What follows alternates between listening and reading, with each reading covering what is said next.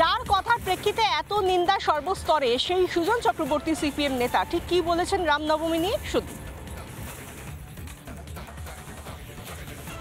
1 কোটি লোক নাকি রামনবমীতে নামে, তো তাতে কি আসলো কেন? রামনবমী বাংলার কোনো উৎসব বলে কেউ মনে করে না, কোনোদিন ছিল। বিজেপি যতটাই করবে, তৃণমূল ততটাই করবে। বিজেপির রামনবমী তৃণমূলের রামনবমী, এবং তাকে কেন্দ্র করে বাংলায় অবাংলার দাম ধর্মের স্থান থেকে সরিয়ে নিয়ে রাজনীতির ধান্দায় যারা কাজে লাগাতে চান, তারা প্রকৃতপক্ষে ধর্মের কলুষতা করেন, অধর্মের কাজ করেন।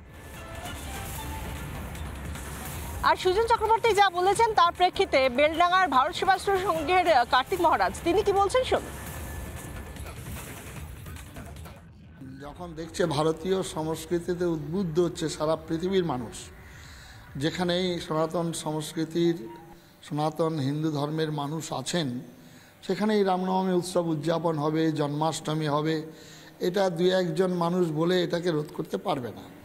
কোন যুগে কুম্ভমেলা হয়েছিল আমরা জানি না, আজও মানুষ ছুটছেন সেখানে, পোশাক, খাদ্য, ভাষা ভুলে একত্রিত হচ্ছেন।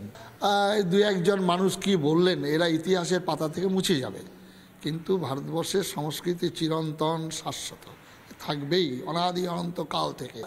কমরেড বলা হয়, আমরা আমাদের ভারতীয় সংস্কৃতি বললে না, তোমরা কমরেড তোমাদের নয়, তোমরা ফুল রেট দেবো, তোমরা এসো।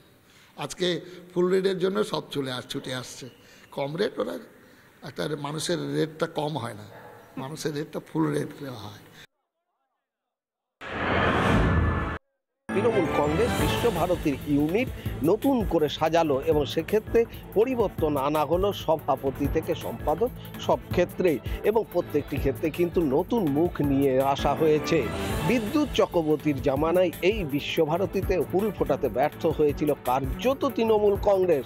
বারবার তারা প্রাক্তন উপাচার্যের বিরুদ্ধে সরব হয়েছিল, কিন্তু তাতে কাজ হয়নি, অর্থাৎ সংগঠন সেভাবে সচল হয়নি, এমনটাই কিন্তু তৃণমূলেরই একাংশের মত।